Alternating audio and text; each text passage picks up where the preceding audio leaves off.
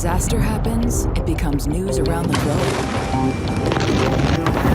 Whether it's the scale or the spectacle. Look at the debris. Look at all the debris. Look at all the debris in the air. The financial cost or the lives lost. These massive events fill mankind with fascination and fear.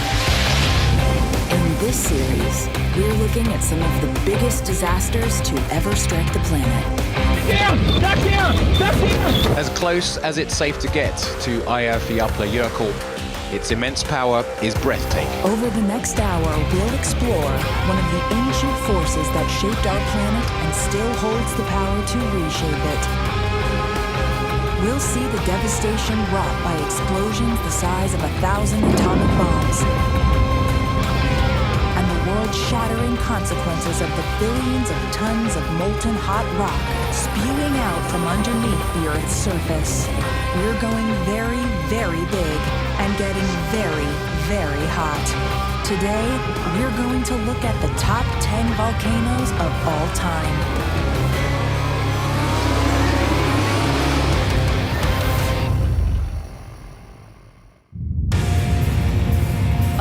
Natural disasters, few ever reach the level of sheer power and primal ferocity of a volcanic eruption. Throughout history, volcanoes have been as fascinating as they are terrifying. They are, and have always been, both feared and admired, and sometimes worshipped. We have studied volcanoes all over the world, from the most deadly and powerful to the most spectacular. Volcanic time is counted in decades, centuries, and even millennia. The mass of their eruptions is measured in millions, billions, and even trillions of tons. The top 10 volcanic eruptions on our list provide some classic examples.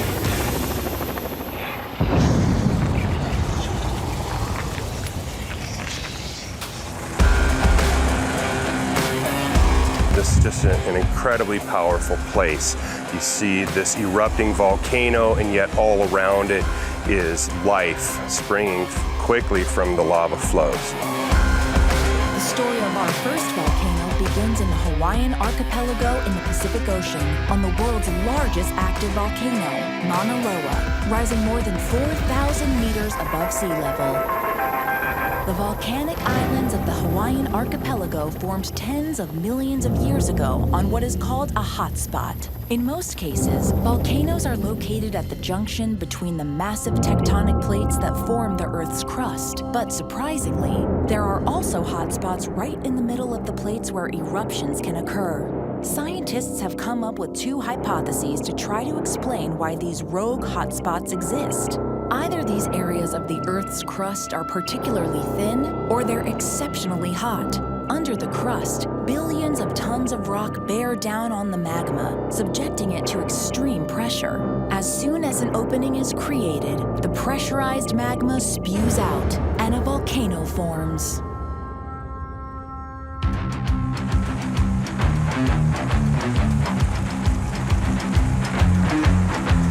The islands of the Hawaiian archipelago are actually volcanoes that formed from the ocean floor, more than 5,000 meters below. As the tectonic plate moved north away from the hotspot, it cut off the supply of magma to the first volcano that died out before giving birth to another. It was like a volcanic assembly line. What we see around Hawaii today is only a fraction of a chain of volcanoes more than 6,000 kilometers long. Most of these volcanoes lie hidden underwater. Only 4 of them are still said to be active, which means they have erupted at least once in the past 10,000 years. On the scale of geological time, 10,000 years is the blink of an eye. But these 4 volcanoes pack a huge amount of power. It might seem crazy to live on an active volcano, but all these mountains of fire are not as dangerous as one might think. That's because the Hawaiian Islands are made of volcanoes called shield volcanoes. This type of volcano very rarely explosively erupts. In their case, the magma churning under the crust isn't subjected to excessive pressure. So the lava, when it escapes, leaves the volcano very slowly.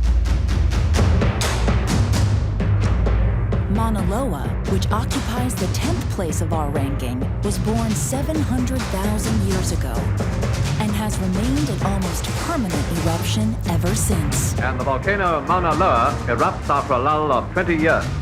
Its most Molten intense lava falls eruption from a date crater was nearly 4 square 1950, miles in when area, more than and at 350 striking million pictures cubic reveal meters the of pillars lava made by the flowed red hot down its stream. southwest The mightiest flank. of all volcanoes That is the lives equivalent again. of 1 billion tons of liquid rock. Lava flows move very slowly, but destroy everything in their path.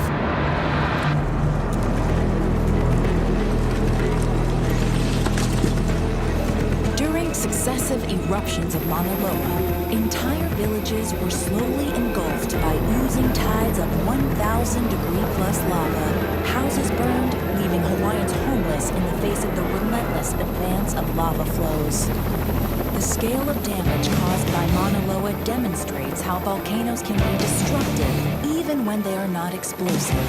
Mauna Loa is not the most violent volcano on our planet, but it is by far the largest in the world, almost twice the size of Mount Everest. In just 700,000 years, it reached a height of 17,000 meters from its base at the bottom of the ocean to its summit. It is so massive that it has created an indentation in the Earth's crust almost 8 kilometers deep. The flip side of Mauna Loa's power to destroy is its power to create. Its oozing and cooling lava has spawned an entire island that didn't exist 1 million years ago, earning it the 10th spot in our ranking.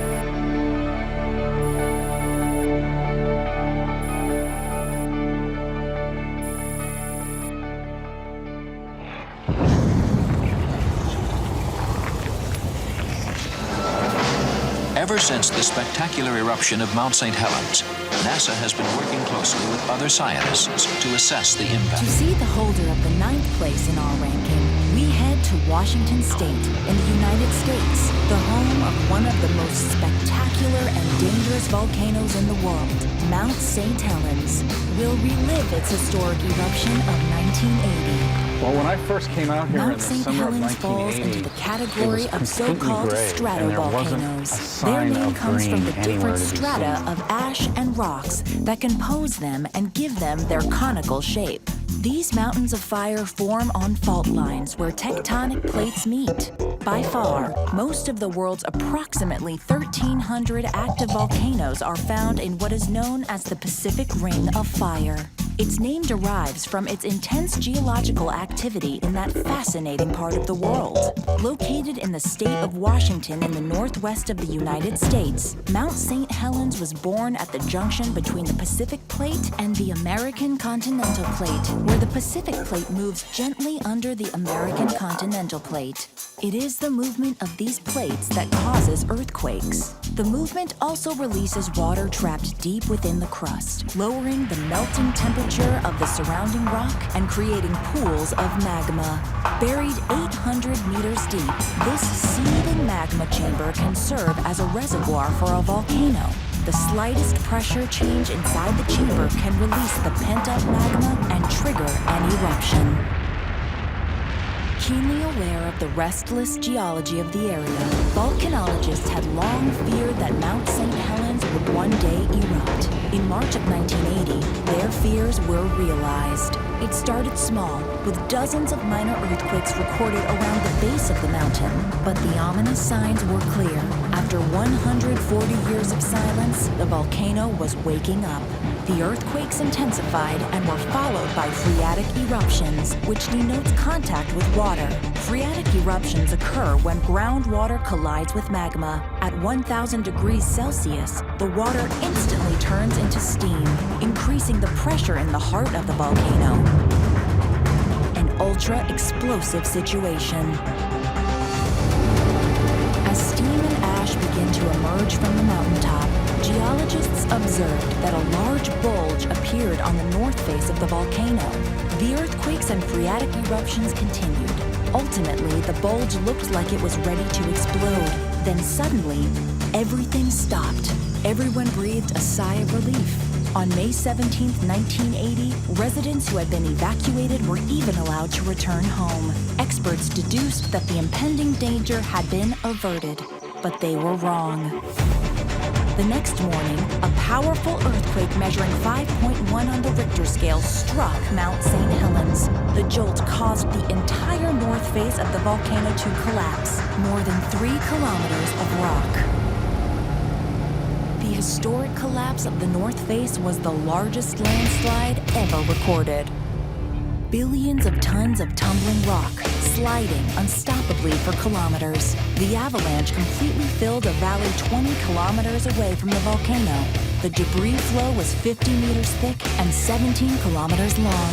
It was enough debris to fill the equivalent of 1 million Olympic swimming pools. And that was just the beginning of the ordeal. Moments later, highly pressurized gas and steam that had been trapped under the volcano's north face were suddenly released, causing a cataclysmic explosion. Its power was equal to 1,600 Hiroshima bombs. The enormous explosion launched boiling hot vapors, gas, ash, and rock high into the air. With extraordinary power, the eruption propelled debris remarkably far and wide and devastated a huge area. For almost 20 kilometers around Mount St. Helens, everything was blown away. Nearly 10 million trees were uprooted. The heat melted all the snow, creating landslides that rolled down the slopes at a speed of 160 kilometers per hour. So-called pyroclastic flows followed. These are a kind of avalanche of ash and rocks that can reach 500 degrees, hurtling down the slopes of the volcano between 200 and 600 kilometers per hour, obliterating any living organism in their path. There was total destruction, followed by a plume of gas and ash that reached 20 kilometers in altitude and plunged 12 American states into darkness for weeks following the disaster. And just like that, one of the world's least dramatic volcanoes became one of the world's most notorious. It all happened in just a few minutes. The raging mountain unleashed billions of tons of burning, toxic material onto virgin forest, wiping it off the map in an instant. In the eruption, 57 people were either buried alive, smothered by ash, or poisoned by gas. Tens of thousands of animals were killed, and hundreds of buildings, bridges, and roads were destroyed. The height of the summit of Mount St. Helens was reduced by 600 meters after this 1980 eruption. The incident is a testament to the power and unpredictability of volcanoes.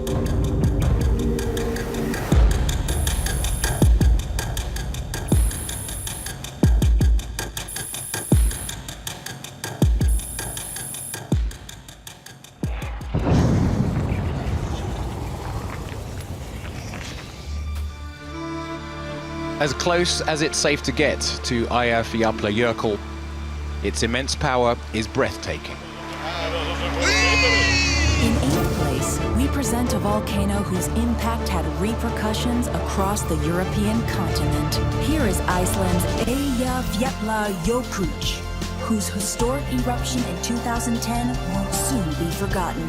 Iceland is a volcanologist's dream.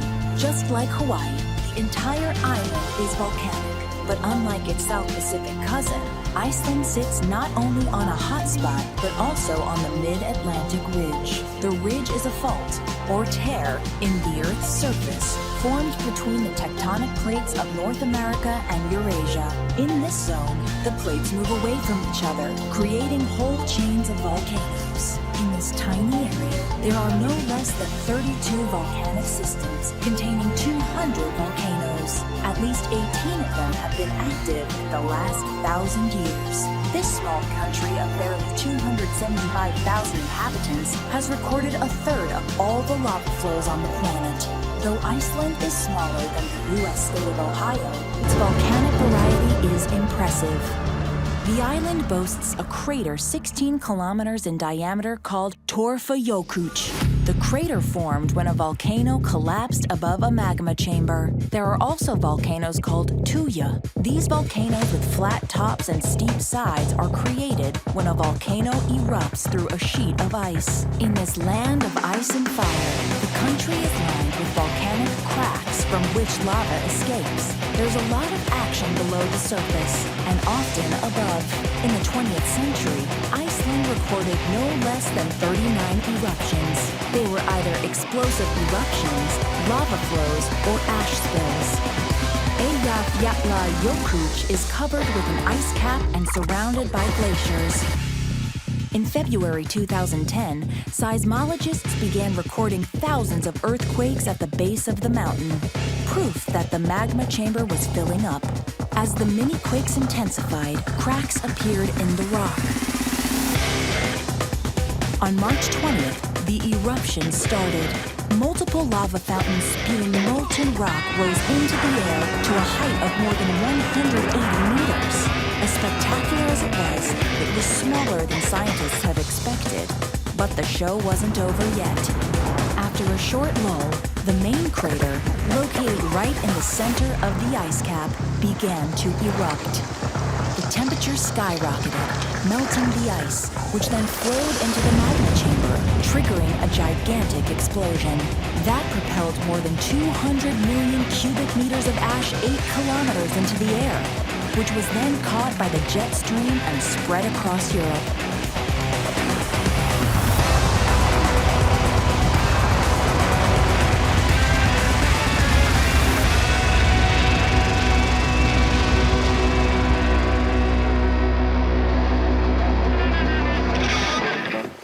But what happened next made the whole world sit up and take notice.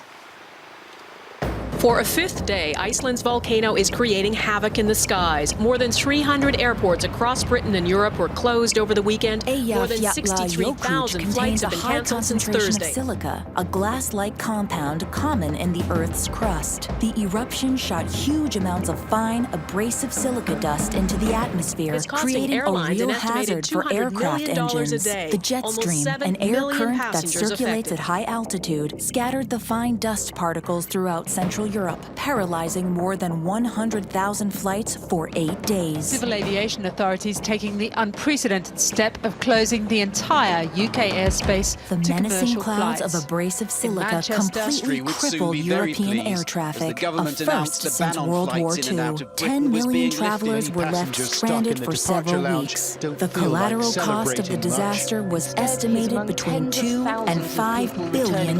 Today, their original flights cancelled when volcanic ash shut down European airspace. More than 10 years since this disaster, Iceland's volcanoes remain under close surveillance because no one knows when the next eruption will take place.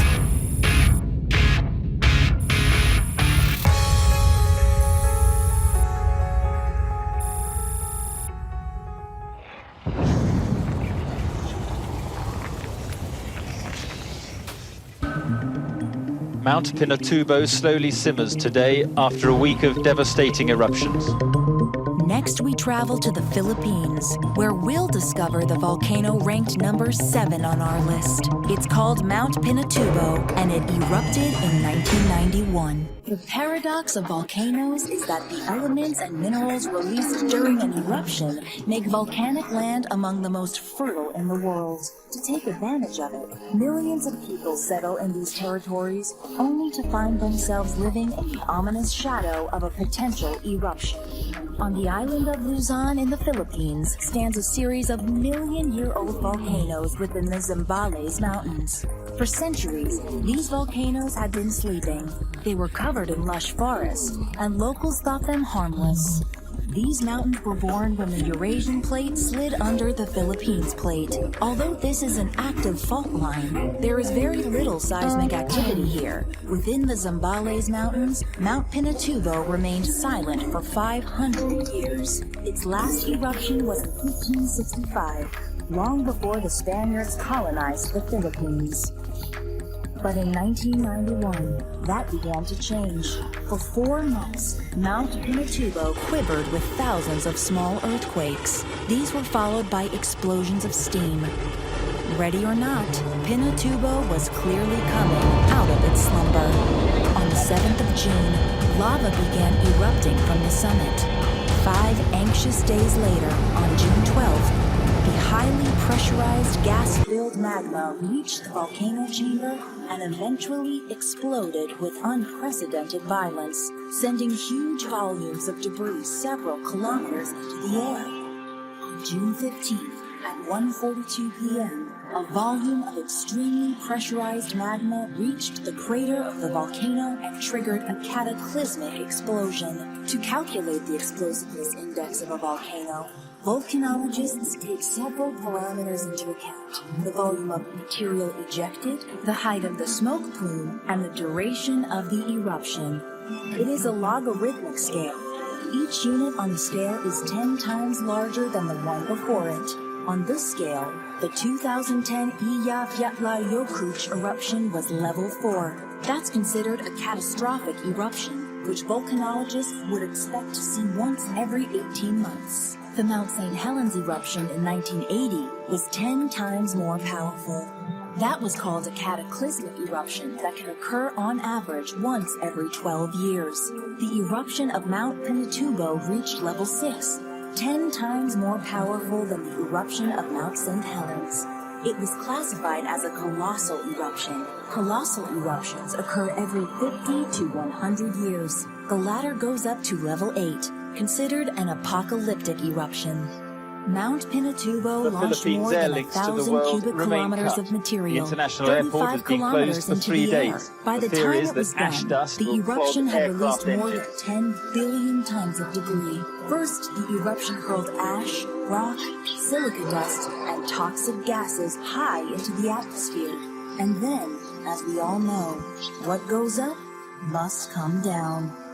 The lower levels of the ash cloud were spread by a typhoon and covered hundreds of square kilometers of countryside with a thick layer. Of miles around, This lush farming decimated all country has become a vegetation. wasteland. The Fields ash have that been landed destroyed. on the rooftops absorbed the intense rain, becoming thick and dense. The wet ash was so heavy it caused thousands of buildings to collapse, causing almost all the volcano's fatalities.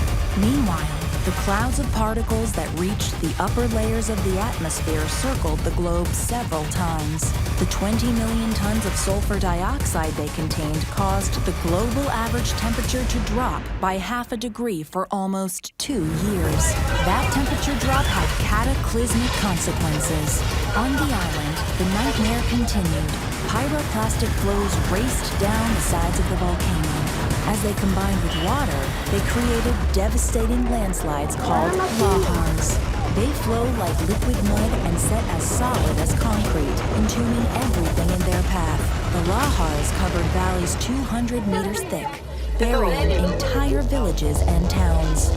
The eruption killed more than 800 people, but thanks to the work of the geologists and the warning given before the explosion, more than 2 million inhabitants were able to be evacuated and escape the disaster. People living under the threat of a volcano know that even after 500 years, they must remain vigilant.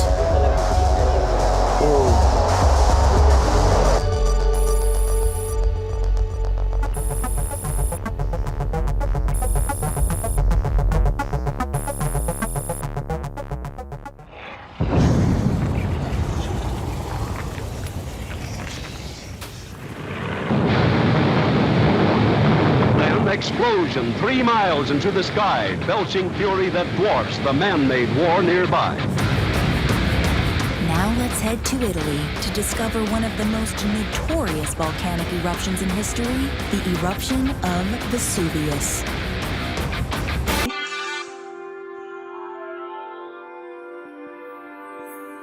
The year is 79 AD. The Roman Empire is approaching its peak. Dominating Europe, Rome possesses power and wealth that no nation can challenge. Undefeated in battle for 70 years, the Romans feel invincible. And yet, a volcano will show them that nature always has the final word. Vesuvius is part of the Campanian volcanic arc, formed by the African plate sliding under the Eurasian plate. It is one of the most active volcanoes in the world. 2,000 years ago, the inhabitants of Naples knew that the mountain dominating their horizon was spitting fire. They also knew that because of it, their lands were fertile. What they didn't realize was that the hand that gives can also take. Vesuvius had been showing signs of waking up for a few years. Then, one morning, a plume of ash and steam began to rise from its crater. Most of the inhabitants did not pay much attention to the plume. While some may have fled at the sight of it, many others simply carried on as if nothing was happening. A decision that would make them a fascinating part of history. Around 1 p.m., Vesuvius exploded, spitting out a column of hot ash, gas, and rock at a rate of 1.5 million tons per second. Within 20 hours of the first explosion, as the plume rose more than 30 kilometers into the sky, an ash cloud formed. It was filled with billions of tons of debris, which began to rain down on the region. Ash and rock, with temperatures over 140 degrees, covered every roof, every road, and every path. By nightfall, the city of Herculaneum was buried in ash, wiped off the map along with its dead. The next morning, as the ash continued to fall, the situation grew even worse. The column collapsed and pyroclastic flows started to descend the slopes of Vesuvius.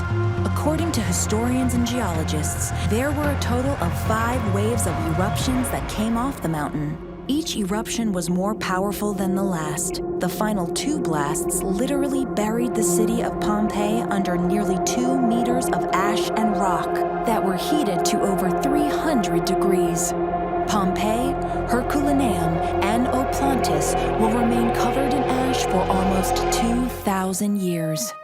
It was not until 1738 that a Spanish army engineer, Roque Joaquín de Alcubierre, was ordered by King Charles III to investigate Herculaneum and Pompeii. His excavations unearthed the remains of these cities and their inhabitants that had been frozen in time. Today, the 2 sites are among the most visited in the world. To this day, the eruption of Vesuvius remains Europe's most devastating eruption, exploding with the energy of 100,000 Hiroshima bombs. The disaster is said to have killed nearly 16,000 people.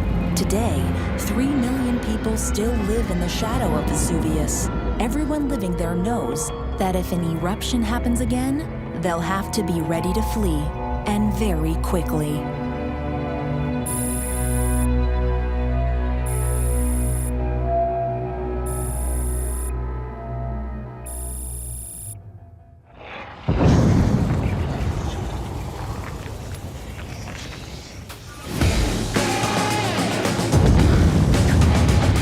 A volcano doesn't need nuclear bomb-level energy to cause catastrophe, as our number 5 in the countdown will demonstrate.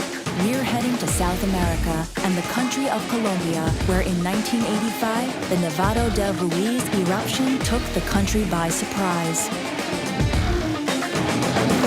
The Nevado del Ruiz is part of the Ruiz-Tolima volcanic massif. It is made up of 5 stratovolcanoes that formed on a fault line between the Nazca Plate and the South American Plate. This volcano has been active for 150,000 years, but before the 1985 eruption, it had been asleep for 140 years. In September of that year, geologists studying the site detected alarming signs. There were small phreatic eruptions where magma meets groundwater occurring on the flanks of the volcano, as well as abnormal seismic activity around its base. They alerted the Colombian authorities that the volcano was waking up and that eruptions causing lahars, deadly mudslides that swallowed everything in their path, could occur.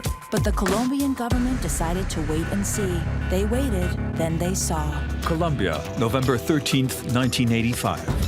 On November 13th, around 3 p.m., a major phreatic eruption is triggered, but authorities still aren't concerned. Then at 9:09 p.m., the magma at the heart of the crater begins to bubble. The instant the 1,000-degree lava starts to flow down the slopes, millions of tons of snow and ice that covered the volcano melt. Water combines with rock and ash. Masses of mud form and flow, creating deadly lahars. In just 20 minutes, a wave of mud 30 meters high descends and crashes into one of the surrounding valleys at more than 40 kilometers per hour. An hour later, the flow reaches the town of Chinchina. The thick torrent, as tall as a 9-story building, sweeps away everything in its path. 400 houses are destroyed. In just a few seconds, 2,000 inhabitants are killed. Armero, a city of 29,000 inhabitants, located 50 kilometers from Chinchina, suffers heavy ashfall at around the same time. Local authorities are asking residents to stay calm. They're in no immediate danger, and to stay tuned for any updates. But by the time the authorities try to issue a warning, it's too late. A storm has cut power to the city and wiped out communication, dooming the town. At 11:30 p.m., when most people are in bed, the gigantic wave of mud swallows the city, the first of many. The impact is catastrophic. Armero is obliterated. The Lahars devoured everything on their way to Armero. In Armero, more than 20,000 people were killed and 5,000 badly injured, along with 5,000 homes, 50 schools, 2 hospitals, and countless roads and bridges. In all, 23,000 Colombians lost their lives that night. But not every victim died instantly. Hundreds were trapped in the debris field or stuck in the thick, impenetrable, and inescapable mud. Rescue attempts were futile. Survivors and rescuers who arrived after the disaster could do little but watch the trapped victims slowly succumb to their injuries as the tragedy unfolded before their eyes. Caminar y esta gente me ayude. Mami, te quiere mucho. Papi, hermano. While the government declared a national mourning, a wave of protest spread across the country. The protesters knew that if the government had heeded the experts' warnings and launched an alert in time, many lives could have been spared.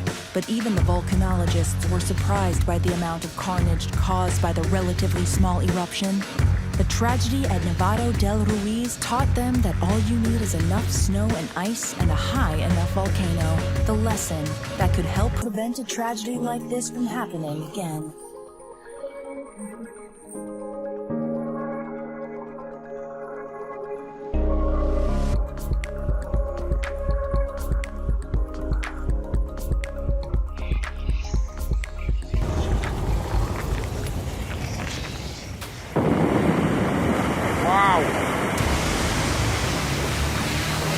We are now heading to Indonesia, one of the most active volcanic regions on the planet. Here, we discover the volcano that takes the 4th position in our ranking, the 1883 eruption of Krakatoa. In 1883, Krakatoa was an uninhabited volcanic island located between Java and Sumatra. It's situated above the fault line, where the Indo-Australian tectonic plate slides under the Eurasian plate. For several centuries, the area experienced intense explosive activity, but nothing compared to what was about to come. In the years preceding the eruption, geologists noted that seismic activity was intensifying. Then, on May 20th, 1883, Krakatoa begins to erupt.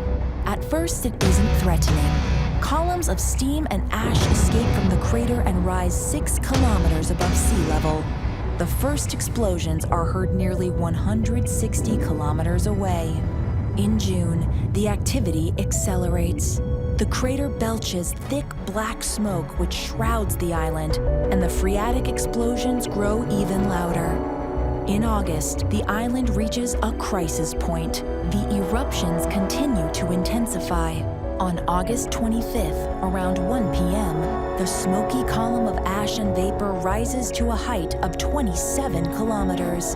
Explosions boom from the bottom of the crater every 10 minutes.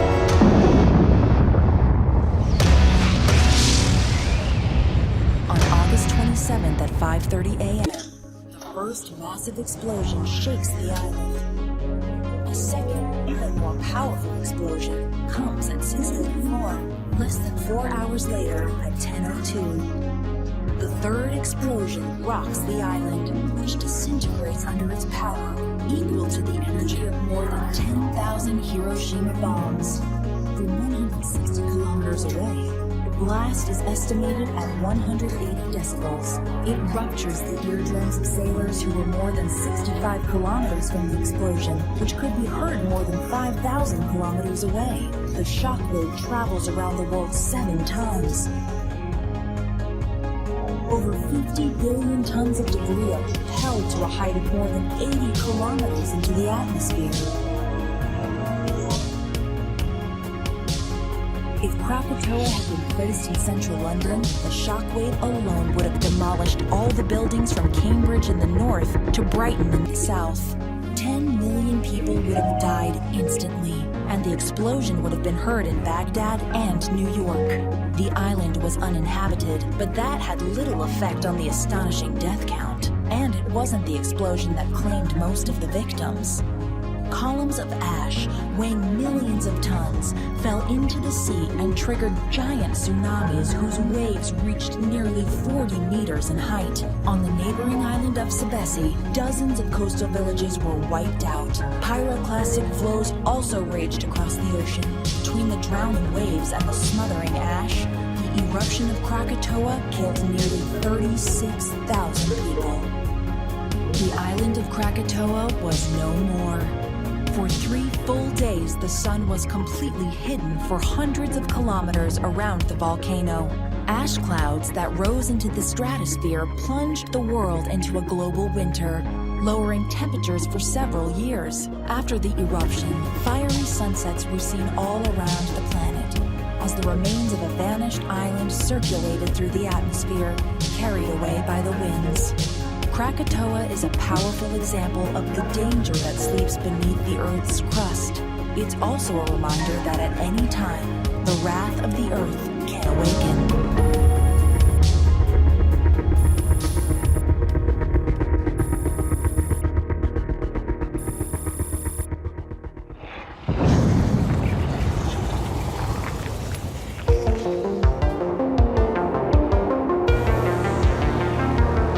Eruption, taking 3rd place in our ranking, has the dubious honor of claiming the most victims in history. It's the eruption of Mount Pelée in Martinique in 1902. Martinique is located on the volcanic arc of the Lesser Antilles, where the South American continental plate slides under the Caribbean plate. More than 100,000 years old, Mount Pelée has been active all its life, but with long periods of calm. In 1850, the island had grown to be an important French colony and a desirable place to live, the Paris of the Antilles. But unlike Paris, small steam explosions, fumaroles, often reminded the inhabitants that the island is volcanic and that a threat lurked beneath these postcard landscapes. In 1905, towards the end of April, the threat becomes more pressing. Small eruptions caused by phreatic explosions are beginning to worry the population, but a scientific committee formed for the occasion tries to reassure the inhabitants and affirms that they have nothing to fear. As the summit spits ash and rocks, curious locals hike up the mountain and report that it sounded like a vast cauldron of boiling water, a clear indication that disaster is imminent. Over the next 2 weeks, the huge columns of ash that escaped from the volcano rain down. The ash poisons the water supply, kills livestock, and destroys the harvest. A large part of the island's population relocates to the coastal town and sanctuary of St. Pierre. They've been told by the scientific committee that they will be safer there. Eventually, 30,000 Martinicans heed their advice. On May 8th, around 8 a.m., sailors report a gigantic horizontal explosion coming from the mountain's southwest face. It is a monumental pyroclastic flow composed of white steam, ash, and gas. It's moving at the rate of 160 kilometers per hour. It hits St. Pierre in less than 2 minutes and incinerates everyone and everything in its path. Of the 30,000 people taking refuge there, only a few hundred survive. 12 days later, while rescuers are still working hard in the city, another explosion is triggered, equally as powerful as the previous one. Those who had survived the first explosion don't survive this one, and what little remained of the town of Saint Pierre is completely destroyed.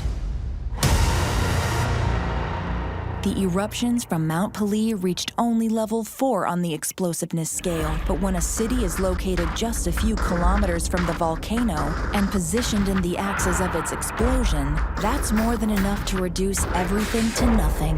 The Paris of the Antilles became the Pompeii of the Antilles.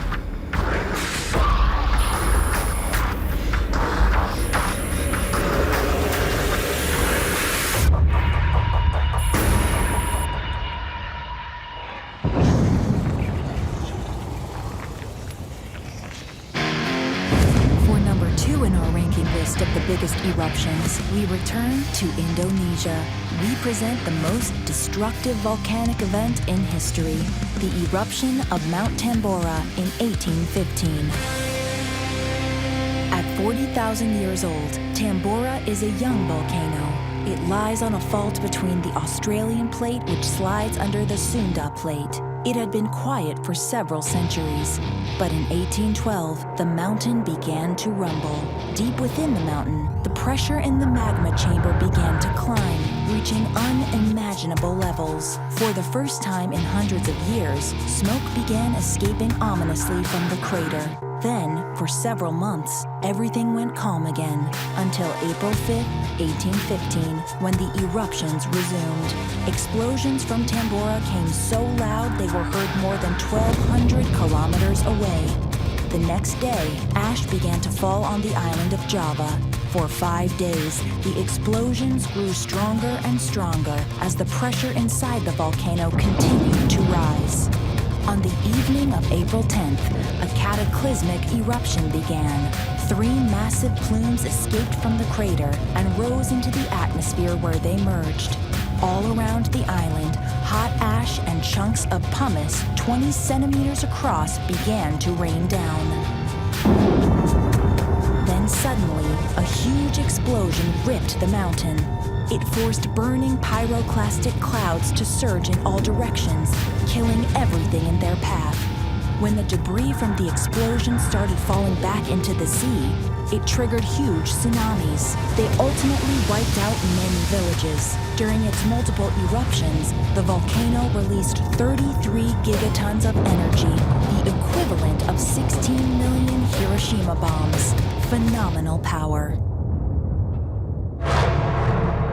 The next morning, the Tambora volcano had lost a third of its height. It also killed 10,000 people. The column of ash that rose more than 50 kilometers into the atmosphere contained more than 80 cubic kilometers of material, tens of billions of tons of ash and gas.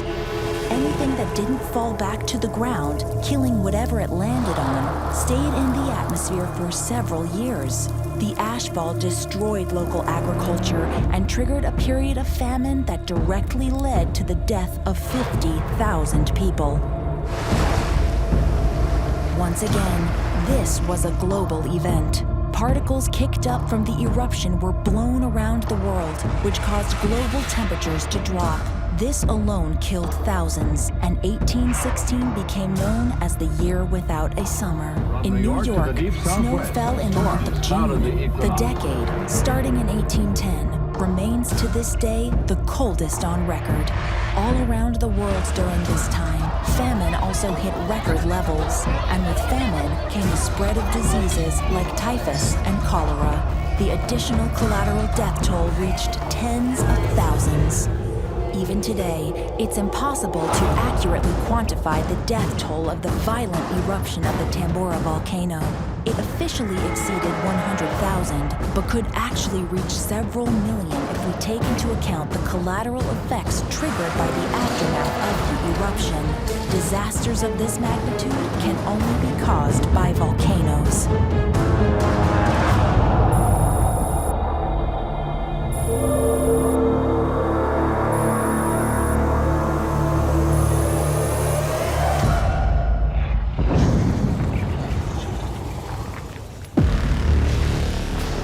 Ever spectacular eruption of Mount St. Helens.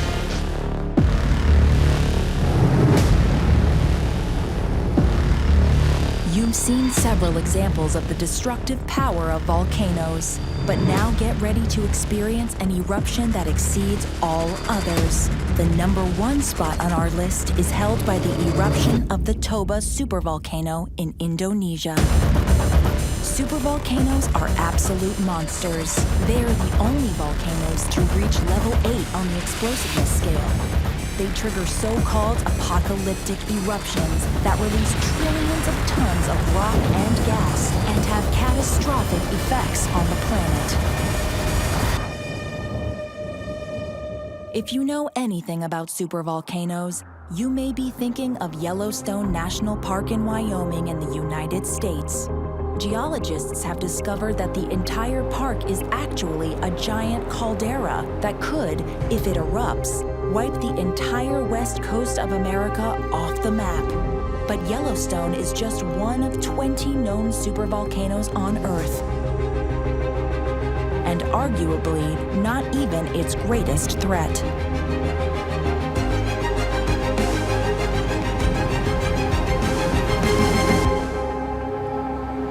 The most recent level 8 eruption occurred at Lake Toba in Indonesia about 74,000 years ago. We don't know exactly when, why, or how the Toba supervolcano happened. But we do have a lot of other information, and the numbers are staggering. It was the most explosive event to occur on Earth in 25 million years. The release of 1 cubic kilometer of material is considered a huge volume. During the Lake Toba eruption, 3,700 cubic kilometers of material were released from the volcano. That's 450 times more material released than from the eruption of the submarine volcano Hunga in 2022. 1,000 times more material than was released from the eruption of Pinatubo in 1991. More than 50 trillion tons of magma, 20 trillion tons of ash. Enough to cover all of Australia to a depth of half a meter. The eruption smothered a large part of India under 6 meters of ash. It is even believed that the forests in the center of India were destroyed within a radius of nearly 5,000 kilometers. Flows, 600 meters thick, covered an area of more than 200,000 square kilometers. That's the equivalent of the state of New Jersey, covered with a layer so thick that we would have to dig 300 meters to reach the roof of the tallest buildings. Some geologists even believe that these figures have been underestimated and that they could be up to 5 times higher. The sheer magnitude of an event like this defies imagination. According to scientists, 6 billion tons of sulfur dioxide would have been spread throughout the atmosphere and caused the average global temperature to drop by 15 degrees Celsius for at least 3 years. That's 4 times the level needed to cause a global ice age, and that is the most conservative scenario. In the worst-case scenario, the eruption would have caused global temperatures to drop by 5 degrees during the 200 years it took for the trillions of tons of ash to leave the stratosphere. A phenomenon that would have led to 1,000 years of winter and led to a reduction in the genetic diversity of humanity. 70,000 years ago, when the Toba volcano erupted, the population of the entire world dropped to 10,000 people. According to this grim hypothesis, the lack of vegetation caused by the disaster led to a worldwide famine for humans and animals that would have slowed the evolution of the human species and the progress of civilization for tens of thousands of years. Scientists are still divided on the consequences of the Toba eruption, but what is beyond doubt is that it is far and away the most significant volcanic eruption in recent geological history. If the world were to experience something similar today, millions of people across the globe would die, and life as we know it would be forever changed.